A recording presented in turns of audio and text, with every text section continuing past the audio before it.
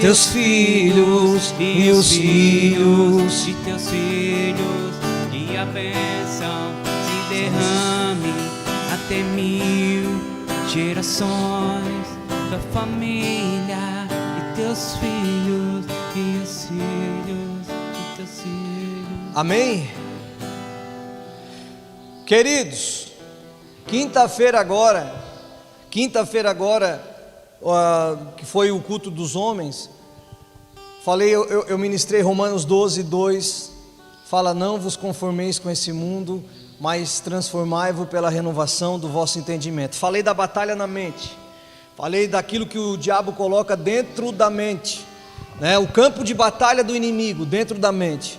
Falei que muitas vezes a gente quer vencer exteriormente, quer ganhar algumas batalhas, né? Conquistar algumas coisas, mas muitas vezes aqui dentro nós estamos perdendo batalha, porque o inimigo trabalha nos pensamentos, né? O campo de batalha preferido dele é ali. Por quê, pastor? Porque na mente é onde tudo se começa, né?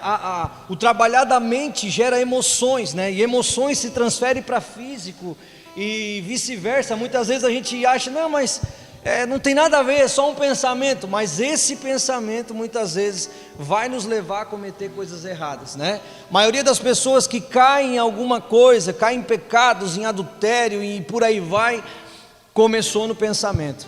Jesus já nos alertou, o pensamento, se você pecar, se você pensar na mulher do próximo, você já adulterou. Esse é um exemplo que Jesus nos dá. Por quê? Porque o pensamento vai gerar uma consequência, né? O pensamento é o início. Tudo que existe nesse mundo já teve no pensamento de alguém, pode ter certeza. O microfone já teve no pensamento, essa mesa, isso aqui, tudo já teve dentro do pensamento de alguém até se tornar verdade. E dessa mesma forma, o inimigo sabe que se ele construir dentro de você uma mentira, um dia ela pode se tornar uma verdade na tua vida, mas não uma verdade sadia, mas algo que muitas vezes destrói você e destrói a nossa vida. Conheço pessoas que são feridas e não conseguem mais nem acreditar que podem mudar de vida por uma mentira que o diabo contou. Desculpa. Então quinta-feira foi muito importante, amado. Quem não teve, infelizmente, mas consegue assistir novamente na internet se querer. Amados, eu queria que você abrisse comigo Salmo 139 e verso 23. Salmo 139, verso 23. O Senhor é quem sabe, conhece o nosso coração. Jesus, fica à vontade em nosso meio, Jesus. Enquanto você abre Salmo 139, Jesus, nós pedimos, clamamos, nos rendemos a Ti. O Senhor conhece o nosso coração, o Senhor sabe, Senhor, de tudo que pensamos, que agimos, da forma que agimos, Senhor, da forma que estamos pensando, da forma que estamos agindo. O Senhor conhece tudo. O Senhor sonda, Pai, o Senhor sabe, Senhor, dos nossos pensamentos. Por isso, Pai, nós estamos aqui hoje, Jesus, sedento para ouvir a Tua voz, Pai. Fala conosco, Senhor. Provoca dentro de nós, Senhor, um alinhamento. Em nome de Jesus. Salmo 139, verso 23, diz assim: ó Deus, examina-me e conhece o meu coração, prova-me e conhece os meus pensamentos, vê se há em mim algum pecado e guia-me pelo caminho eterno. Amém, amados? Glória a Deus. Querido, eu queria que você prestasse atenção.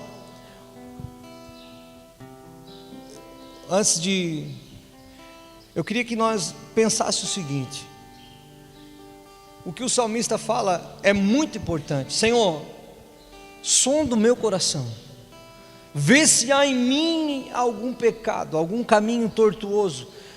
Será que nós que estamos aqui hoje, nessa manhã, será que essa oração, a gente consegue fazer essa oração verdadeira? Senhor, olha o meu coração, Senhor, sonda o meu interior, Senhor, vê se há em mim algum pecado. Será que essa oração, a gente consegue fazer essa oração? Será que a gente consegue declarar: Senhor, o Senhor me conhece, o Senhor sabe?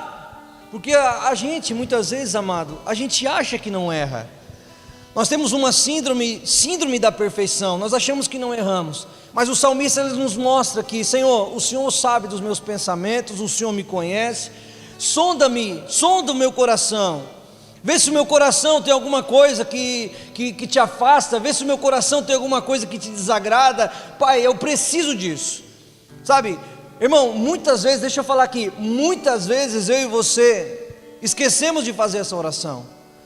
Nós oramos pelos pais, pelos amigos, pelos irmãos da igreja, pelos líderes, pelos nossos familiares, nós oramos por tantas coisas, mas muitas vezes a oração que nós realmente precisamos fazer, nós não fizemos.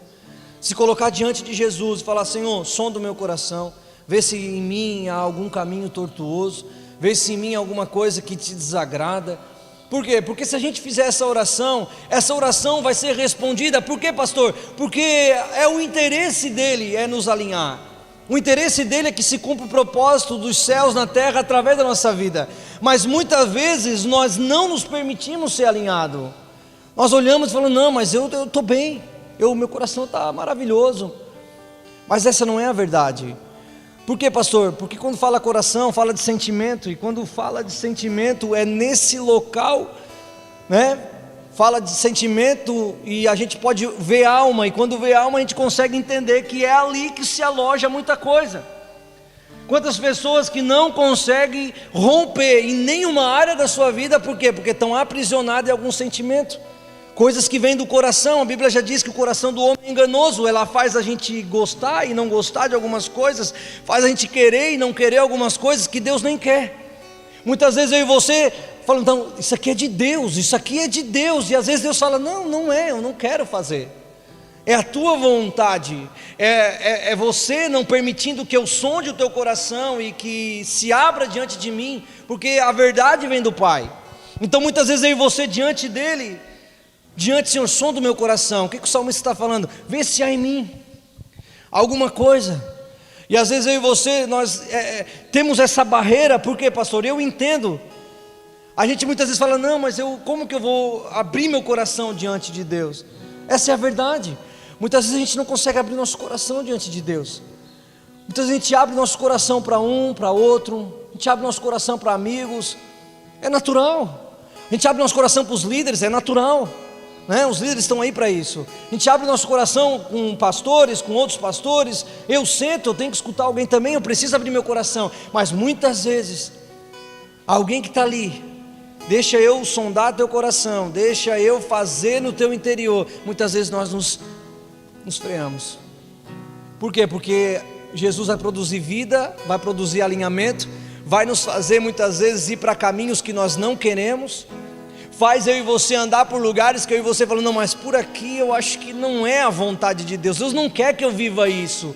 Deus não quer que eu me humilhe. Deus não quer que eu... Mas muitas vezes é esse caminho que parece tortuoso para nós. É esse caminho que vai nos levar a um lugar que Ele tem, e um propósito que Ele tem sonhado. Não é fácil? Claro que não.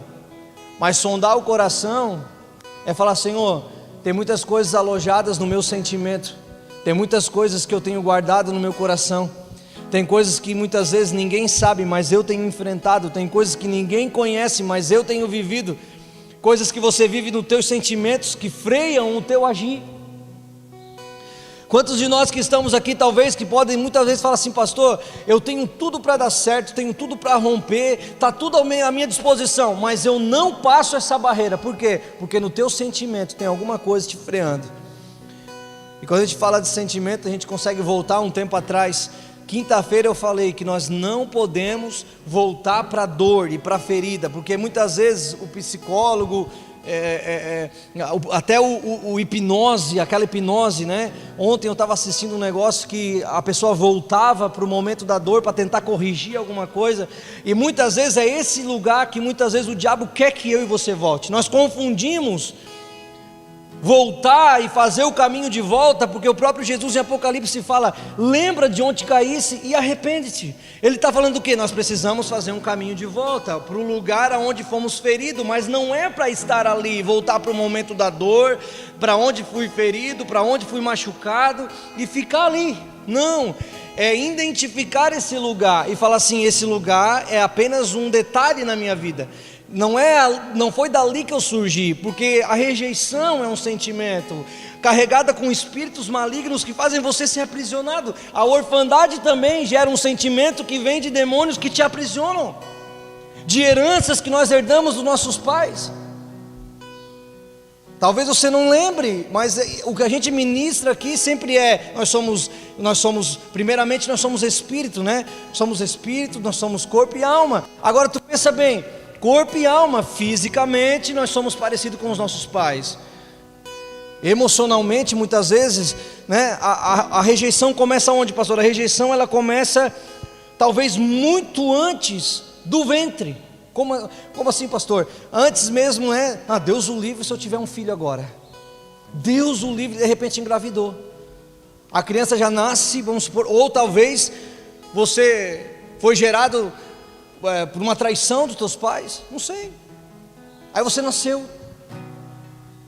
Ninguém te queria, teus pais não te queriam, os familiares não te queriam.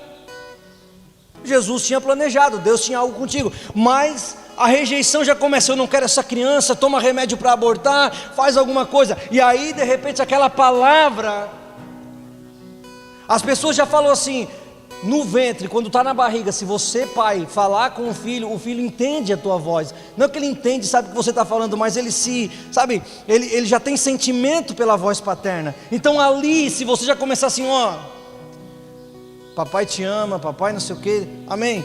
Mas imagina uma gestação que a pessoa fala assim: não, nós temos que tirar essa criança, nós temos que tirar esse filho, nós temos que abandonar, nós temos que dar para alguém, sabe, a rejeição pode começar em vários pontos. E é um sentimento carregado de palavras negativas liberadas por familiares e pai, que a gente vem trazendo. E aí a rejeição, a gente acha: não, mas agora eu cresci, eu sou dono de mim, não preciso mais de ninguém, ninguém vai me rejeitar.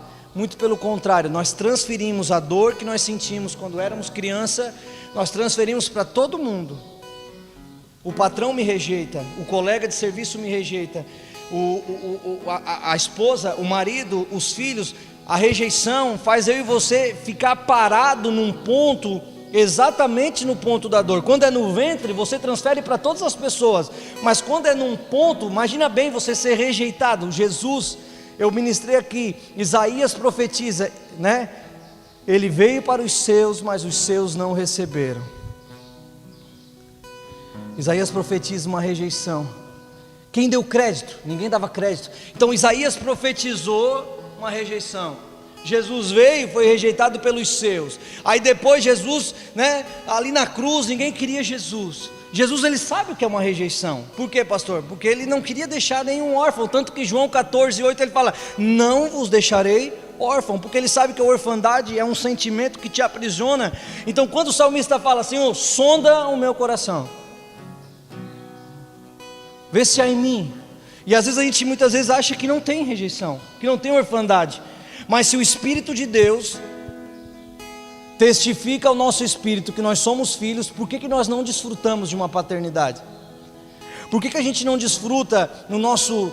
mas o meu pai é dono de tudo, eu sou um filho, eu sou maduro, o pai pode me dar alguma coisa, que eu estou no controle de tudo, Deus sabe que eu sou capaz. E por que ele não dá?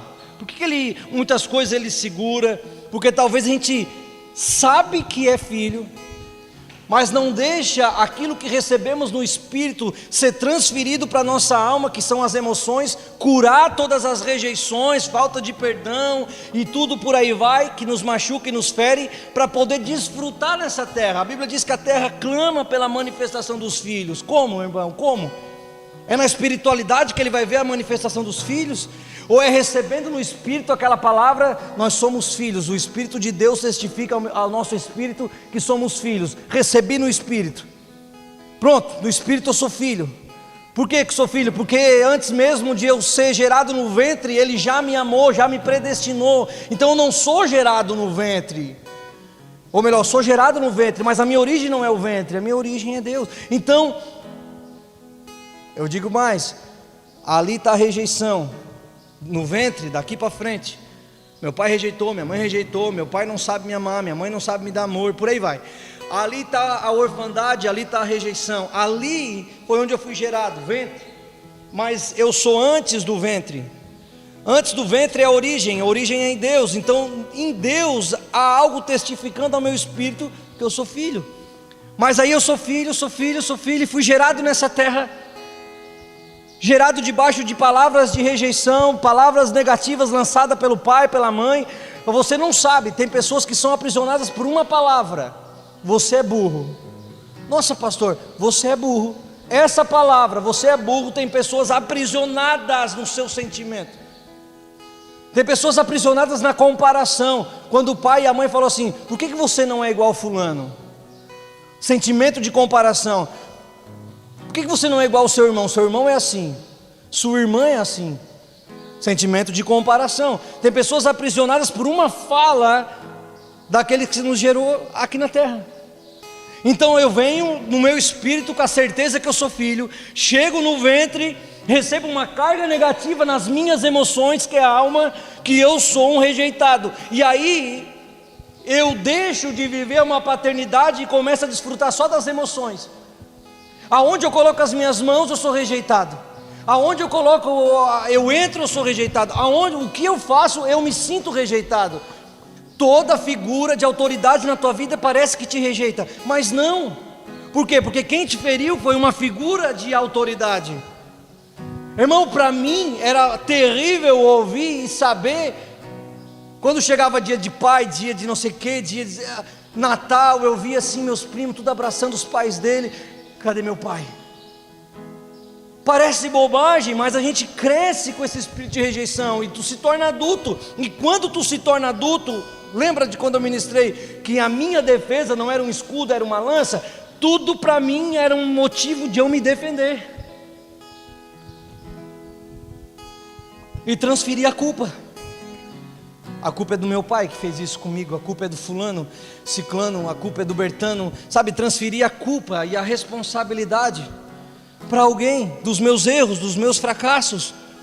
Eu não dei certo na vida, pai, foi por causa de ti, que não me deu apoio, que nunca me liberou uma palavra, que nunca fez nada por mim. Sabe, a gente quer transferir a responsabilidade para aquela pessoa que nos feriu. A falta de perdão faz eu ficar cada vez mais próximo de quem me machucou. O sentimento de rejeição é tão grande que eu quero me afastar, mas a rejeição me atrai. Ela faz eu estar próximo, ali bem perto. Tudo que eu acordo pensando na pessoa, eu durmo pensando na pessoa, eu almoço pensando na pessoa, qualquer um faz alguma coisa comigo, eu assemelho. Parece fulano, parece ciclano, parece Bertano. A gente começa a transferir aquele sentimento que a gente tem. E quanto mais a gente exerce isso na nossa alma, nós começamos a nos tornar cada vez mais pessoas feridas e machucadas. E aí a gente não consegue desfrutar de uma paternidade, porque a Bíblia diz que a terra e a sua plenitude é do Pai. E agora você pensa bem, por que a gente não rompe aqui na terra, fisicamente? Por que a gente não consegue romper? Por que muitas vezes a gente não desfruta? Nascemos para comer o melhor dessa terra, por que não comemos? Será que o erro está em Deus que prometeu algo e não deu? Ou será que nós estamos colocando as nossas emoções na frente daquilo que Ele já liberou sobre nós? Imagina, nós somos filhos.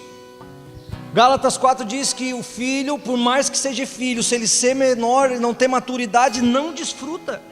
Então será que as nossas emoções nos fazem ver assim, não, eu não posso, eu não consigo, eu não quero?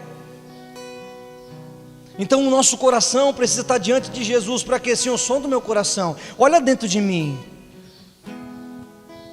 É triste, irmão, é triste. Por quê? Porque a gente muitas vezes veja todo mundo desfrutando de uma paternidade, todo mundo desfrutando daquilo que Deus tem liberado, e a gente aprisionado. Não é só a questão de que, Deus é pai, amém. O pastor só prega que Deus é pai. Não, olha só, irmão, Deus sendo pai, nós declarando que Ele é pai, que nós somos filhos, começa a entrar um processo de cura da nossa alma. Já ouviu a frase, isso é coisa da alma? É das emoções. Talvez aquela pessoa que liberou uma palavra para mim e para você, hoje está lá dormindo, tranquilo, na paz. É nós que estamos acorrentados a ela. Talvez essa pessoa não está nem aí para a gente. O abusador nem lembra talvez de você. Quem liberou aquela palavra nem lembra. Sabe por quê? Porque a gente constrói e a gente coloca peso e medidas nessas palavras. Muitas vezes a pessoa fala assim: não, esse negócio não é assim. Ai, fulano falou grosso comigo, fulano falou algo que eu não gostei, fulano jogou algo em mim. Não, cara, muitas vezes a gente coloca peso nas palavras, a gente coloca medidas conforme os nossos sentimentos. A gente fala: não, a Bíblia diz que Deus... Pastor, o que é eu colocar meu coração, Senhor, o som do meu coração? A Bíblia diz que a gente precisa descer um degrau que a gente constrói. Hoje eu tenho um relacionamento legal, bacana com meu pai. Um relacionamento que eu peço dinheiro, ele me empresta. Não, estou brincando. Ah, Jesus, não, um relacionamento legal. Com a minha mãe nós ainda estamos tomando aquele remédio o controlado. Ela sabe disso. Todo dia tem que tomar um remedinho para controlar a pressão. Ainda estamos nesse processo. O meu pai também, às vezes. Meu pai não respeita muitas coisas. Ele chega domingo de manhã, abre o portão, bate na janela: levanta! Seu pai, é 7 horas da manhã, domingo, cara. Passarinho não deve nada para ninguém, já está no fio cantando há muito tempo. Quem dera nós. Meu Deus. Às vezes sobe aquele sangue, me dá vontade de falar alguma coisa, né? Quando ele faz alguma coisa de errado, mas eu seguro. Às vezes também não consigo, porque é difícil. Mas nós temos um relacionamento legal. Me lembro de uma vez que eu estava em cima do altar, iniciando, tocando ali, tranquilinho, coração todo arrebentado, não conseguia ninguém, eu via as pessoas se entregar assim, eu olhava assim, eu falava assim: bah, como é que eu vou romper o meu coração? Como é que eu vou me entregar assim? Tinha uma barreira muito grande, muito grande. Uma vez eu nem esperava, não tinha nem noção. Eu vejo meu pai entrando pela porta. O pai entrou pela porta da igreja. Fazia, 10 anos que eu não via para mais. O pai entrou, eu levei até um choque, porque muito tempo que eu não vi o meu pai, né? A lembrança que eu tinha dele era de 9 anos de idade. Eu já era adulto. Olhei, parece meu pai, e era o meu pai. E estava no culto, irmão. Estava iniciando o culto, já estava no louvor, o pastor, né, já estava ali preparado. Meu pai, ele não... Escuta isso, irmão. O pai, ele não respeita aquilo que a gente coloca como regra. Ele chegou, entrou, foi isso que ele fez. Ele chegou, entrou. Eu acho que é o jeito dele de ser, porque o pai, ele não importa a casa que ele está, ele abre a geladeira, ele acha que está em casa, né? Ele chega lá em casa, ele não espera ninguém. Ele abre a geladeira, senta na mesa, pega o pão e começa: começou, pai. Aqui a gente tem usos e costumes, cara. A gente vai orar. Ora aí. Tipo, entendeu? Ele entrou pela porta da igreja e eu em cima, eu acho que ele vai vir aqui, né? Bom, ele subiu no altar, me abraçou: vamos lá com o pai. Só, pai, não dá, eu estou no culto, cara. Não, vamos lá com o pai, falei com o pastor e tal, não sei o que, vamos lá com o pai. Irmão, tudo que eu queria era o meu pai naquele dia. Tudo que eu queria era o meu pai. Fazia mais de 10 anos que eu não vi o meu pai. Imagina a carga de rejeição, de abandono, de orfandade que eu carregava. Meu pai não me quer. Não é só o meu pai não me quer, irmão. Não é só o meu pai não me quer. As pessoas falam: você é filho sem pai, ó, filho sem pai. Isso aí é, sabe, quantas palavras, quantas. Até uma simples comparação: fulano tem um tênis melhor que eu, ciclano tem uma calça melhor que eu. No colégio, a comparação, sabe? Tudo que eu queria era ouvir assim: vem cá com o pai. Eu cheguei assim: pastor, eu vou lá que... O que, varão? Sei lá, eu só vou lá, cara, vou lá. Deixei o baixo, não sabia tocar nada, irmão. Botei o baixo assim, saí, fui com o pai. Eu nem sei o que ele falou, só sei que eu estava maravilhado, meu pai estava de volta. Não era o adulto querendo o pai, você entende? Era aquela criança de 9 anos que viu o pai indo embora e as emoções sendo restauradas. Sim, ele está de volta aqui. Realmente, sabe, a gente achar, hoje eu sou adulto, eu consigo fazer muita coisa. A gente tem que ser sincero, irmão. Se o nosso falar em línguas, irmão. Quem nos gerou, quem nos né, nosso pai, progenitor, é isso? Nosso pai, se ele vier morrer aqui na terra, a gente vai dar sequência e continuar. Mas se a gente não tem uma emoção dentro do nosso coração, nossos sentimentos, a orfandade restaurada, a pessoa vai morrer, vai embora, a gente vai ficar assim: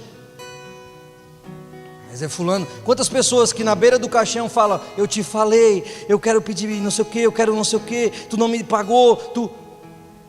Sabe, tem pessoas que a pessoa está no caixão e ainda estão liberando palavra.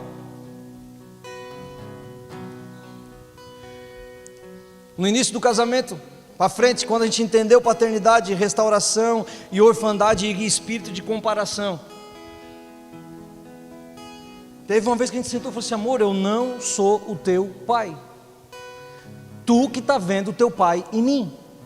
O teu pai pode ser isso, pode ser aquilo, pode ser não sei o que, ele tem as qualidades, tem os defeitos dele, só que eu não sou o teu pai. Mas a dor fazia ela olhar para mim e falar assim: tu é igual ao meu pai, tu é igual ao meu pai, tu é igual ao meu pai, tu é igual ao meu pai. Eu não sou igual ao teu pai, sou muito mais bonito, pode comparar, né? Né, Jô? Mas ela olhava, por quê? Porque alguma atitude semelhante ela falava: ai, é igual ao meu pai. Aí ela se travava toda, porque eu não sei o que o pai dela fez com ela, mas em algum sentimento ele feriu, e ela só transfere aquela dor para alguém. Então você vai ver quem te feriu em várias pessoas. A falta de paternidade na minha vida fez eu olhar para o pastor, que foi meu pastor, pastor Mano, e eu falo: pastor Mano me abandonou aí, ó, não quis nem saber da gente, ó. Saímos lá da igreja, abrimos uma igreja, não quis nem saber de mim. Mas é por quê? Porque eu via orfandade, eu tinha um espírito de orfandade, eu só transferia para a pessoa de autoridade aquilo que eu sentia. Quando eu sentei e fiquei ouvindo alguém falar assim: você precisa ser curado dessa área da tua vida. Pensa numa pessoa com os 2 pés para trás, nem sei se dá de colocar, mas quando alguém vai botar a mão na tua cabeça e orar por ti, que você fica aqui assim, ó, né? Esse cara não vai me derrubar. Irmão, era como se eu botasse 2 pés para trás aqui assim. Mas o que eu sentia mesmo era o que a palavra diz: eu rejeito aos orgulhosos, mas eu dou graça aos humildes.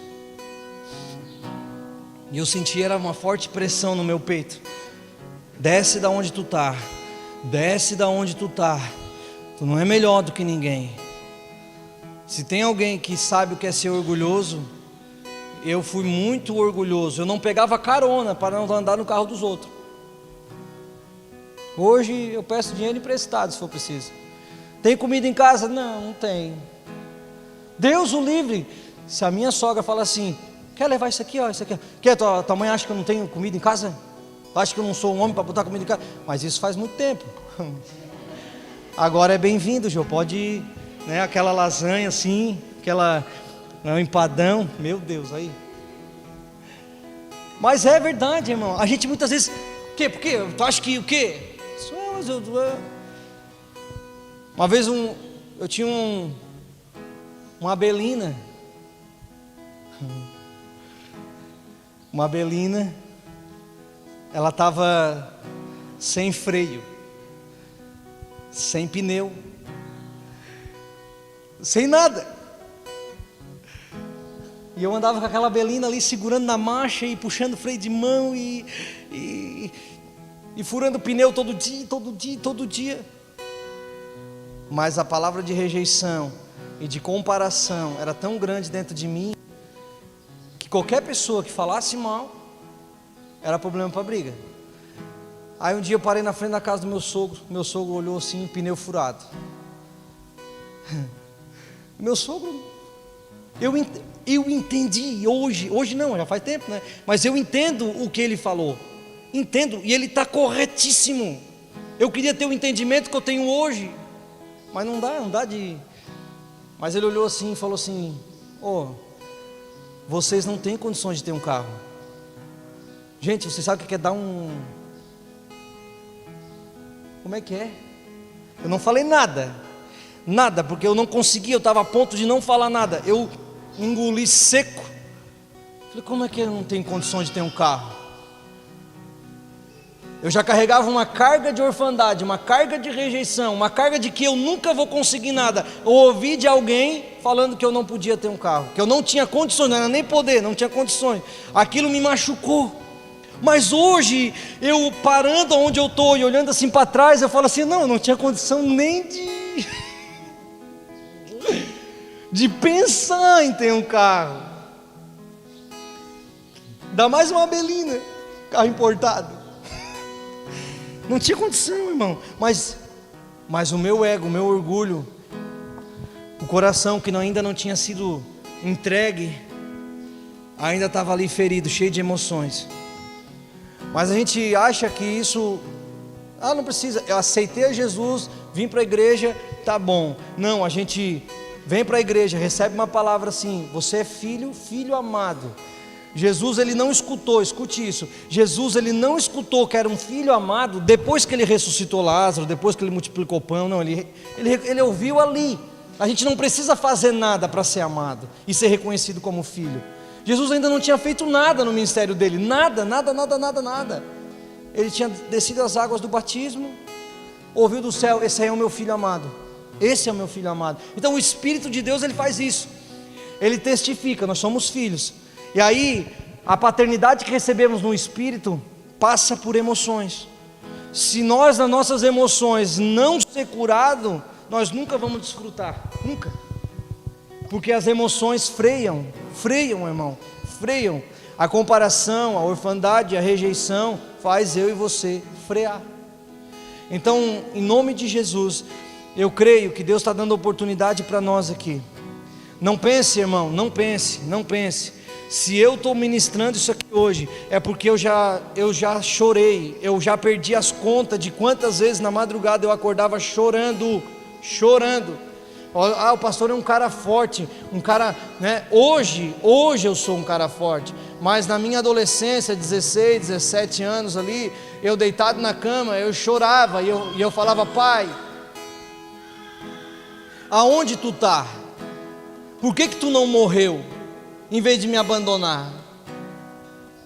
Eu falava com meu pai, acordava de madrugada chorando, que às vezes sonhava com ele, porque talvez você ache que não, mas eu sentia a falta de brincar, eu via as pessoas brincando assim. Meu pai nunca me levou na beira da praia para brincar, meu pai nunca foi me buscar no colégio, parece coisa de criança, mas esse sentimento cresce dentro de você. Meu pai nunca fez nada, aí quando você cresce e acha suficiente que você, agora eu não preciso do meu pai, mas a rejeição, você não disse isso. A rejeição você começa a transferir para um, para outro. Tem casamentos que se destrói porque a mulher fala, tu é igual ao meu pai, tu é igual à minha mãe. A primeira discussão que eu tive dentro de casa, eu falei, tu não faz pipoca igual a minha mãe fez. Nós brigamos por causa de uma pipoca. Por ocasião, eu também trabalhei na mesma profissão do meu sogro, e um dia eu falei assim, pega a chave de fenda, Philips, lá para mim. E ela trouxe outra chave. O diabo, ele é tão sujo que ele usa das mesmas ocasiões parecidas para te lembrar da tua dor. E ele falou assim, eu falei assim, é a Philips, não a fenda. Mas ela não sabe o que é Philips, o que é fenda, ela não sabe. E eu sem saber, eu estava agindo igual meu sogro. E ela olhando e falando, em vez de ela ter amor por mim, ela estava criando o quê? Medo de mim. É assim. Então o diabo usa de algumas situações para pegar sentimentos que estão aprisionados no nosso coração há mais de 10 anos, 15 anos, e joga nos dias atuais, em situações parecidas, para a gente achar que nós não somos amados, que nós não temos lugar à mesa, que nós não somos merecedores, que nós, amado, as situações podem ser parecidas, os casos podem ser parecidos, só que quem precisa de cura somos nós. Eu repito, ainda tomo remédio controlado, eu ainda tomo ali, né? Quantas gotas? 60, bota 120 para...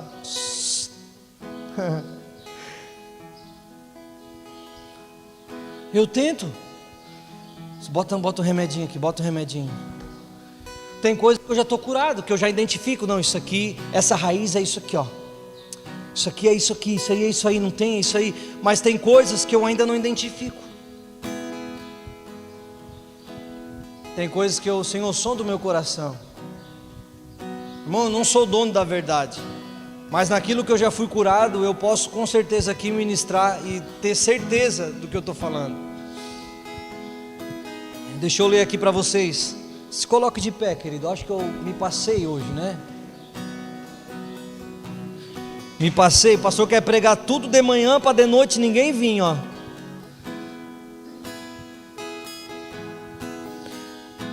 Meu Deus, o meu esboço ficou. Depois eu vou postar esse esboço aqui, irmão, porque não deu.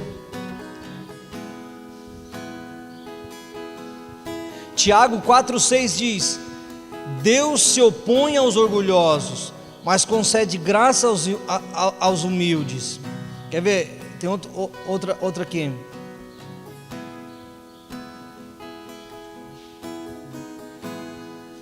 Provérbios 28:13. Irmão, olha como é forte isso aqui. O que encobre as suas transgressões nunca prosperará, mas o que confessa e a deixa alcançará a misericórdia. Deus, ele é maravilhoso. Às vezes a gente quer guardar no nosso coração aquele sentimento que a gente não tem nem noção o quanto nos machuca. Porque tem sentimento que te machuca, mas tem sentimento que faz você machucar. A gente não tem consciência, mas tudo que a gente não consegue perdoar, a gente acaba repetindo. A gente acaba vendo em alguém as mesmas atitudes. Ah, eu não perdoo. Não perdoo é como se você falasse assim: me dá uma algema lá, coloca em mim. Eu quero andar lado a lado com essa pessoa que me machucou. Geralmente a pessoa que te machucou, que te ofendeu, que te traiu, que sei lá o que, você vai ver ela em cada esquina. Você vira a esquina, ai, o que fulano está fazendo aqui? O que ciclano está fazendo aqui? Parece que está me seguindo. Você já senta para jantar ou almoçar, você já fica assim, ó, procurando a pessoa que te machucou. O espírito de comparação faz você sentar em alguns lugares e você não desfrutar do ambiente. Se você vai num restaurante, você senta e você fica: aquela lá é mais bonita que eu, está olhando para o meu marido. E a mulher está lá comendo. Ou aquele lá é mais bonito que eu, está olhando para minha mulher. Você não come, você fica olhando para os outros. Você não desfruta do que você está fazendo, você fica assim, ó, só observando. É comparação. Essa palavra foi liberada sobre a tua vida e ela precisa ser renunciada, entregue, colocada na cruz. Repito, maldição não se quebra, se renuncia. Jesus não quebrou maldição na cruz, ele remiu, ele renunciou, ele levou sobre si. Então quando a gente está no ambiente igreja, a gente também faz isso, a gente não desfruta do que estamos vivendo. Nós celebramos a nossa dor. E todo mundo parece que está com uma espada na mão para nos machucar. Todo mundo.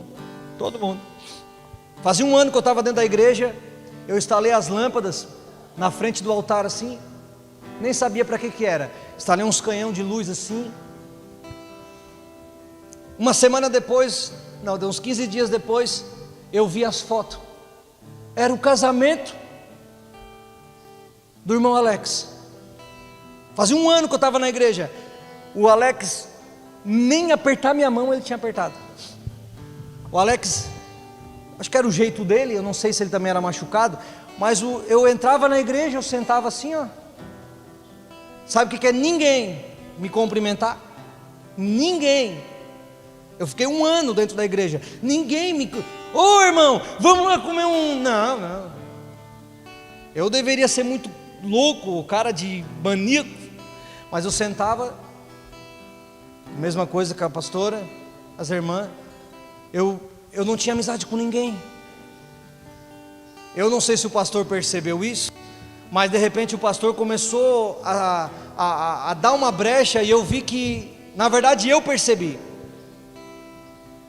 eu tenho que ser amiga daquele cara. E eu comecei a me aproximar do pastor. O Carlão lembra, Jéssica.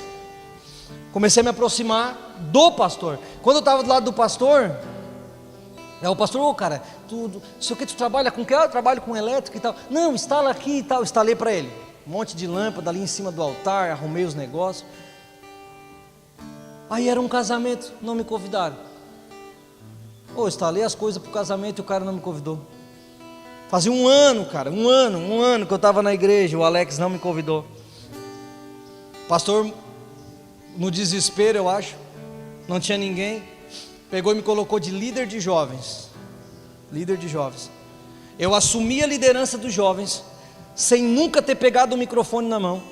Peguei, ele que fazia as coisas e eu estava ali do lado dele. Aí, o meu ego e o meu emocional ferido, ele era muito superior a mim. Nossa, ele fala no microfone. Eu nunca vou conseguir falar no microfone. Aí ele fazia ali no início. Eu não conhecia ninguém na igreja. E eu assumi a rede de jovens. Inocente, convidava um, convidava outro. Ninguém ia. Não, ninguém era meu amigo. Ninguém. Aí quando eu vi o Alex, começou a se aproximar de mim. Se tornou um dos meus maiores amigos dentro da igreja. De jantar quase toda noite um na casa do outro. Terminava culto, vamos lá em casa jantar. Mas eu passei uma dificuldade, ele não me convidou para o casamento dele. Irmão Sandrinho, irmã Michele nem olha pra gente. De repente eu vi, nós ia e voltava com o Sandro e com a Michele, porque eram os nossos melhores amigos depois. Os obreiros da igreja que sentavam assim, começaram a ter inveja de mim, a me perseguir dentro da igreja. Não sei se perseguiu ou se era eu que via isso, mas tudo bem. Mas eu quero dizer que muita coisa que nós vimos não estão acontecendo. Muita coisa que é criada ao nosso redor. Por que ele não me convidou? Não era meu amigo. Mas eu instalei a luz do casamento para ele. Eu não instalei para ele, eu instalei para o pastor. Tem muita coisa que o inimigo fala e a gente acredita. Tem coisas que o nosso coração está gritando, toda carência, toda rebeldia, tudo aquilo que uma criança faz. Essa criança é rebelde, olha lá, essas crianças crescem. E quando elas crescem, o comportamento não é mais desse de se jogar no chão, fazer birra e querer coisa. É outro tipo de comportamento. E esse comportamento é assim. O que essas crianças que incomodam demais estão falando? Olhem para mim, eu preciso ser amada. É isso. Então todos os sentimentos do teu coração têm cura. Amém? Vamos orar. Glória a Deus. Aleluia. Se você puder fechar os teus olhos.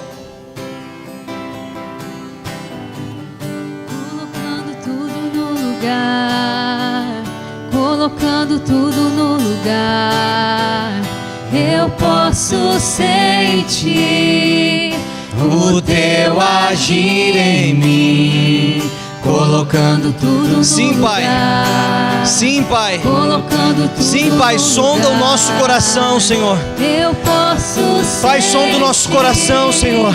o teu Pai, hoje aqui, Senhor, aponta lugares dentro de nós que precisam de cura. Aponta lugares dentro de nós que precisam de restauração, Senhor. Nós precisamos, Pai, viver, Senhor, esse padrão de alinhamento dentro de nós. Experimentar, Senhor, estar diante de Ti, Senhor, e ser confrontado pelo Teu amor, Pai. Sim, Pai, nos faz olhar, Senhor, para dentro de nós e enxergar que precisamos, Pai. Sim, Senhor, faz a Tua vontade em nosso meio, Jesus. Pra Tua vontade. Sim, Pai. Sim, Pai. O Senhor não tem, papai, aqui. O Senhor não está gerando escravos nesse lugar. O Senhor está gerando filhos, Pai. Pai, em nome de Jesus, Senhor.